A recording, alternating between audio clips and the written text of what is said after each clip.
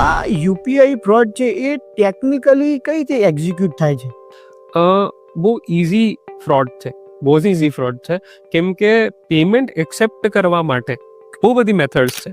એટલે મારે તમારી પાસેથી યુપીઆઈ પેમેન્ટ જોઈતું હોય તો ઈધર હું તમને મારો નંબર આપી શકું, બરાબર. યુપીઆઈ આઈડી આપી શકું, ઓર હું એક લિંક જનરેટ કરીને આપી શકું જેના પર ક્લિક કરીને તમે મને પેમેન્ટ આપી શકો. રાઈટ.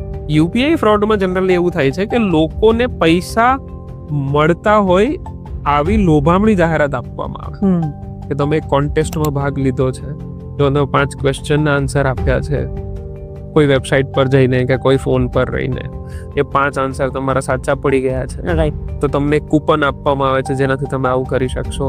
એના માટેની ફીસ ખાલી 10 રૂપિયા છે, તો હું તમને એક લિંક મોકલું છું, 10 રૂપિયાનું પેમેન્ટ કરી દો. અથવા તમે 1 લાખ રૂપિયા જીતી ગયા છો તો આ લિંક પર ક્લિક કરીને તમારા પૈસા ક્લેમ કરી લો.